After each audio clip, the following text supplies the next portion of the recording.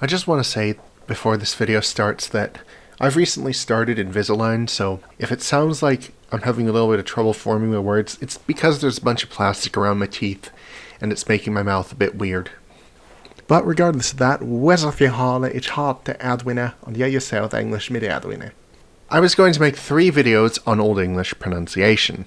The first about vowels, which I've already made, the second about the consonants, and the last about spelling and how it relates to pronunciation.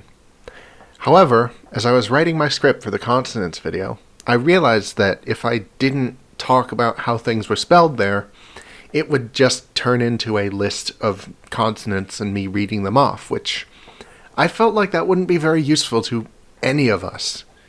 So instead, I'm just going to make the video on spelling and talk about the consonant sounds whenever they come up.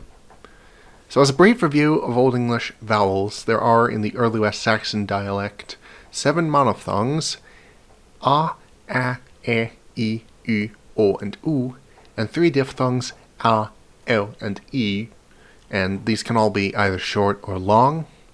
And for a better look at the vowels, you can check out my first video, which should be linked right now as a card. The Old English alphabet was, like ours, a modification of the Roman script. In comparison with our version of the Roman script, they had a few extra letters and they were missing some.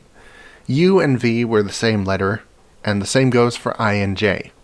So anytime that they needed to spell a Latin word which had a V sound in it, they would have used a U just like in classical Latin. The same goes for I and J, except that in Old English time, J did not make the sound that it makes in Modern English. Modern English J is a French import from the Middle English period, so it doesn't show up in Old English, at least not spelled like that. The J sound does show up, I'll get to it. The unfamiliar letters in the Old English alphabet are wyn, thorn, that, and ash, and in Modern English we call them wyn, thorn, eth, and ash. So wyn, this one that looks like a P, makes the W sound, as in its name, wyn. And in most modern editions of text, we just put a W there, because that's the sound it makes, and it looks like a P. Thorn, this one that also looks a bit like a P, makes a th sound, as in the name Thorn. You might be noticing a pattern.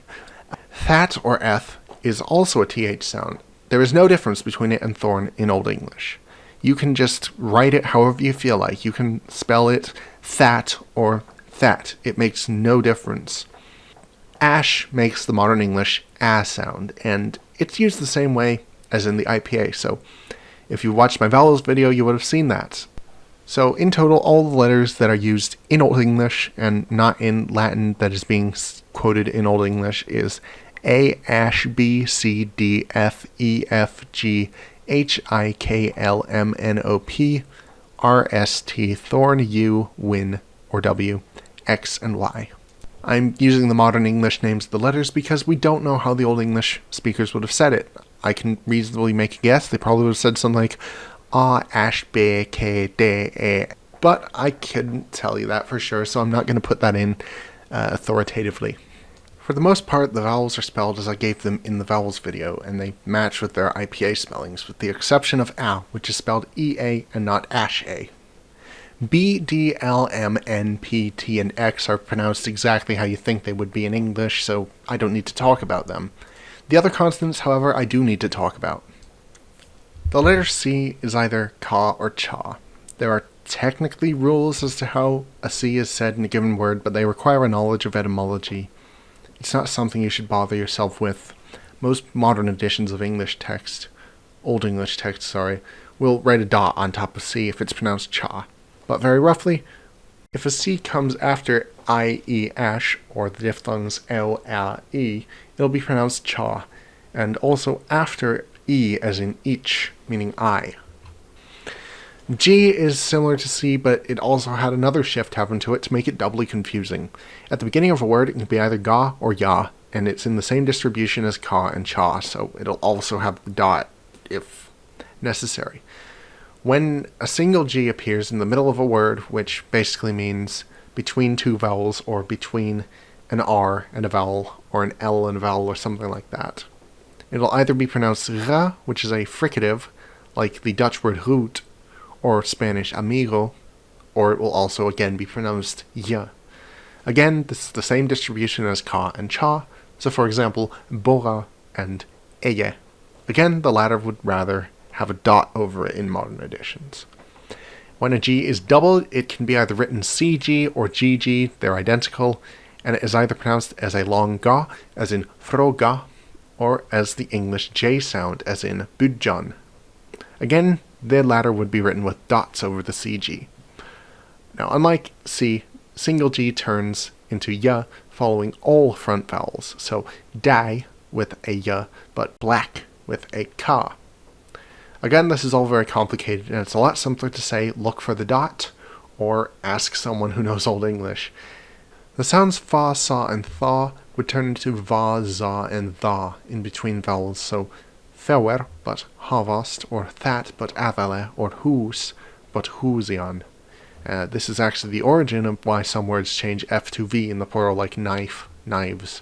This comes from kniv, knivas. Fun fact. The letter H is either H, like in English, or the sounds represented by German CH after a vowel, so Velch, Knicht, Dichten. It's pronounced even before consonants, so Chring, Knutu, Hlaf, and Hwat. We have no secure way of knowing how R was said, but most people, myself included, would roll it or tap it, so Rad, Barn, etc. Saying it Rad, Barn is fine, I guess, but it just doesn't sound as cool, so please learn to roll your R's. SC originally meant ska, but at the beginning of words it becomes sha. This is similar to the ka and cha thing already mentioned, but it happens everywhere, including where you wouldn't expect it, so shoch and shrewd. When it's not at the beginning of a word, though, it behaves like C, so askion, like makion, is pronounced with ska instead of sha. Similar to what I noted about H as in hring, or C as in knief, there is no such thing as a silent W. The word writan was actually pronounced with a W in it. It was not pronounced ritan, it's writan. There's a very slight difference. So, everywhere that you see a W sound, you should be pronouncing it. So, Rixlian, Writan, Andulite, it's there. So, keep that in mind. No silent letters in Old English. Similar to my point about no silent letters, double consonants are double. So, for example, there should be a clear-cut distinction between I meet, which is mete, and I met, which is mete. Or I read, which is rade, and I read, which is radde. There is a difference there. If you listen very carefully, you can hear it, and it's shown by there being two Ds and two Ts. Similarly, it is not haban, it is habban. It is not othe. Wait, it is othe. It is not othe. And so forth. So, every time you see a double, it is pronounced double. And my last point, this video is going so long, especially compared to the vowel video. Sometimes there are words that look like they have a diphthong, but they don't. And the reason for this is basically the Old English authors tried to figure out a way to write cha and ka separate from each other, because their spelling system used cha and ka with the same letter, which is a bit confusing. So they came up with writing an E. And unfortunately, this kind of overlaps a little bit with the diphthongs. So, for example, the word shakon, which means to shake, as you probably can recognize from how it sounds, it's spelled oftentimes like this, with an EA. It's also sometimes spelled with an A, but the point is you can see it spelled in this way, which implies that it's pronounced shakon, which it is not. It is pronounced shakon. Similarly, the word skulde, which means had to or should, we can recognize the word should, but it's oftentimes written with an E-O instead of just an O, and that is to make it more obvious that it is not pronounced skolde, it is to be pronounced skolde. But unfortunately, this makes it look like it should be pronounced skolde, which it should not. That's wrong. You even have this word jung, which means young, and it's spelled like it's pronounced yeung, which it is not. It is pronounced jung. And the reason we can tell this is because, well, modern English, we don't say yang, we don't say shelled, we don't say that. We say young and should.